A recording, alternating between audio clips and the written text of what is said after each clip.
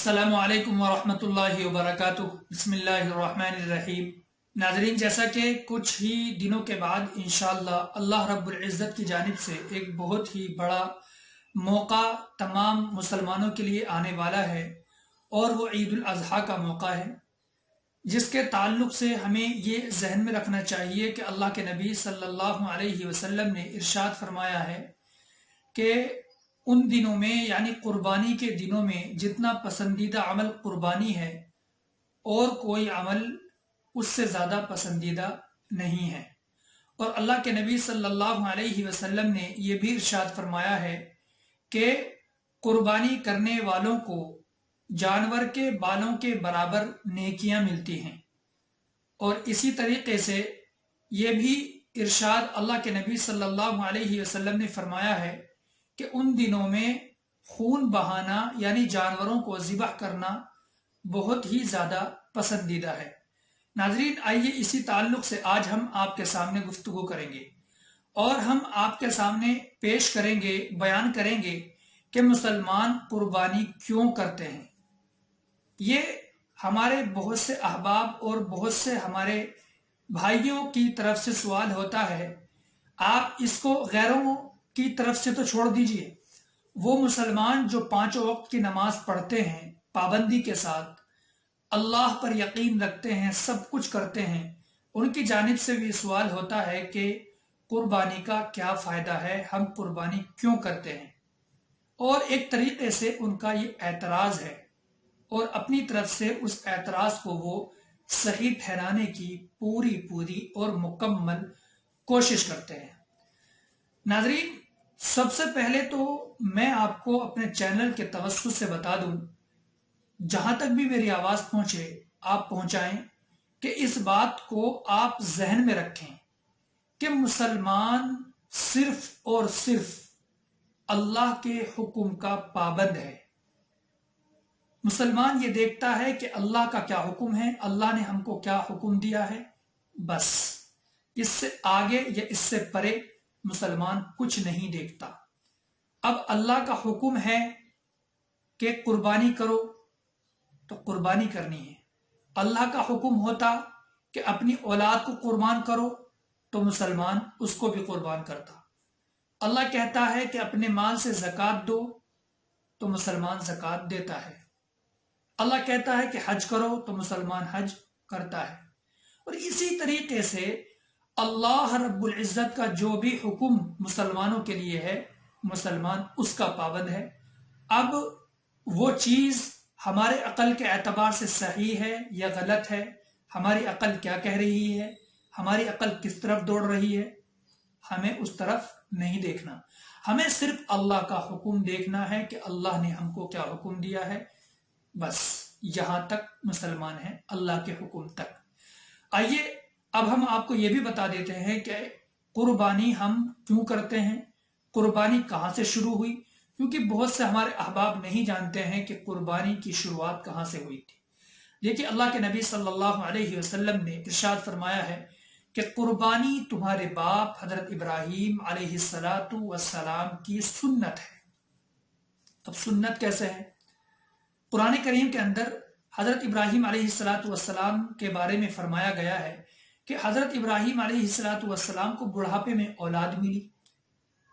जब उनको बुढ़ापे में औलाद मिली और वो बेटा, जिनको हम हजरत इस्माइल अलैहिस्सलातु वस्सलाम के नाम से जानते हैं, जब वो ज़ी शुऊर हुए, उनको कुछ शुऊर आया, अभी बालिग नहीं हुए थे, कि हजरत इब्राहीम अलैहिस्सलातु वस्सलाम को ख्वाब नजर आया कि वो अपने बेटे को ज़िबह कर रहे हैं। और याद रखें कि अंबियाए किराम का ख्वाब भी अल्लाह की मसलिहत से और इसी तरीके से अल्लाह की वही से खाली नहीं हुआ करता था। हजरत इब्राहीम अलैहिस्सलातु वस्सलाम फौरन समझ गए कि इसमें कुछ न कुछ अल्लाह की तरफ से हुक्म है या अल्लाह का ये कोई पैगाम है जो मुझे दिया जा रहा है, मुझ तक पहुंचाया जा रहा है। हजरत इब्राहीम अलैहिस्सलातु वस्सलाम ने यह ख्वाब अपने बेटे हजरत इस्माइल अलैहिस्सलातु वस्सलाम से जिक्र किया। हजरत इस्माइल अलैहिस्सलातु वस्सलाम हालांकि बच्चे थे, अल्लाह ने ان کے دل میں ایسی کیا بات ڈالی؟ بچپن ہی سے نبوت کا نور پیدا ہو رہا تھا، ابھر رہا تھا۔ حضرت اسماعیل علیہ السلام نے کہا کہ ابا جان، اللہ کی جانب سے جو آپ کو اشارہ مل رہا ہے، آپ کو جو حکم مل رہا ہے، آپ اس کو پورا کیجئے۔ رہی بات میری، مجھے آپ صابر پائیں گے، صبر کرنے والا پائیں گے۔ میں بالکل بھی شکایت نہیں کروں گا، میں بالکل بھی کچھ نہیں کہوں گا۔ آپ اللہ کے اشارے کو اور حکم کو پورا کیجئے۔ اللہ اکبر۔ حضرت ابراہیم علیہ السلام نے جب اپنے بیٹے کا یہ جذبہ دیکھا تو خوشی ہوئی، اور اسماعیل علیہ السلام کو لے کر چلے گئے ذبح کرنے کے لیے۔ اور جب ذبح کرنے کے لیے تیار ہو گئے تو حضرت اسماعیل علیہ السلام کو کروٹ سے لٹایا، یعنی اس طریقے سے لٹایا کہ ان کی نگاہ اور آپ کی نگاہ نہ ٹکرائے، کہیں ایسا نہ ہو کہ نگاہ ٹکرا جائے اور باپ کے دل میں بیٹے کی محبت پیدا ہو جائے اور کہیں ہاتھ رک نہ جائے، اس لیے ان کو کروٹ سے لٹا دیا۔ ناظرین، یہ آپ سمجھ رہے ہیں کیا ہو رہا ہے؟ یہ اپنے محبوب کے اشارے پر اپنی سب سے زیادہ محبوب چیز قربان کی جا رہی ہے۔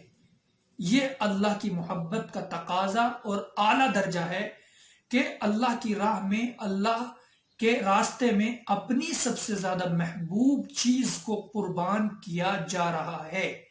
حضرت ابراہیم علیہ السلام نے وہی کیا، اور جب اللہ نے دیکھا کہ جس امتحان کے لیے ابراہیم علیہ السلام کو کہا گیا تھا، اشارہ کیا گیا تھا، اس امتحان میں مکمل طریقے سے کامیاب ہو گئے ہیں، تو حضرت جبرائیل علیہ السلام کے ذریعے سے ایک دمبا بھیجا گیا، پھر اس دمبے کو حضرت ابراہیم علیہ السلام نے قربان کیا۔ حضرت اسماعیل علیہ السلام کی قربانی کو اللہ نے رکوا دیا۔ اسی کو قرآن کریم نے فرمایا ہے، إِنَّ هَذَا لَهُوَ الْبَلَاءُ الْمُبِينُ، کہ بے شک یہ بہت بڑا امتحان تھا۔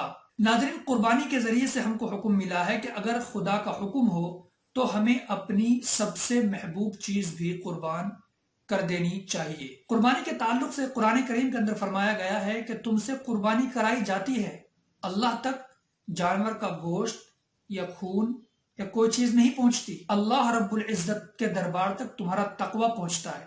تم نے جس جذبے اور جس نیت سے قربانی کی ہے، اسی کے اعتبار سے تمہیں اجر ملے گا۔ اگر اس سے خدا کی اطاعت اور فرما برداری مقصود ہوگی تو اس پر اجر ملے گا، اور اگر نمائش یا اسی طریقے سے دکھاوا مقصود ہوگا تو کچھ نہیں ملے گا۔ اسی بنا پر اللہ کے نبی صلی اللہ علیہ وسلم نے قربانی کی بہت ہی زیادہ تاکید فرمائی ہے، اور فرمایا کہ آج کے دن سب سے زیادہ ثواب کا کام خون بہانا ہے۔ اللہ کے نبی صلی اللہ علیہ وسلم نے فرمایا، جس کو میں نے گفتگو کے شروع میں بھی بتایا تھا، کہ جانور کے ایک ایک بال کے بدلے نیکیاں ملتی ہے۔ اللہ اکبر، اتنا بڑا اجر اور اتنا بڑا ثواب ہم کیوں چھوڑیں؟ ہم کیسے اس کو مس کر دیں؟ اگر ہم پر قربانی واجب بھی نہیں ہے تو اتنا بڑا ثواب پانے کے لیے ہم ضرور قربانی کریں۔ اور یاد رکھیں ناظرین، اگر ہمارے پاس مال ہے، پیسہ ہے، اور ہم صاحب ثروت ہیں تو ہم اپنی قربانی بھی کریں، اور اسی طریقے سے اپنے آباء و اجداد، اپنے والدین کو ثواب پہنچانے کے لیے اگر وہ انتقال کر گئے ہیں، اسی طریقے سے اپنے اساتذہ، اپنے پیر، اپنے مرشد، ہمارے جو بڑے گزر گئے ہیں، اور اسی طریقے سے اللہ کے نبی صلی اللہ علیہ وسلم کی جانب سے قربانی کریں، ازواج مطہرات کی جانب سے قربانی کریں۔ اور اگر اتنا نہیں ہے اور ہم پر قربانی واجب ہے تو اپنی طرف سے تو ضرور بھی ضرور کریں۔ اللہ سے دعا کیجئے ناظرین، اللہ عمل کی توفیق عطا فرما دے اور سمجھ کی توفیق عطا فرما دے، اور اس موقع کا ہمیں پورا فائدہ اٹھانے کی توفیق عطا فرما دے۔ السلام علیکم ورحمۃ اللہ وبرکاتہ۔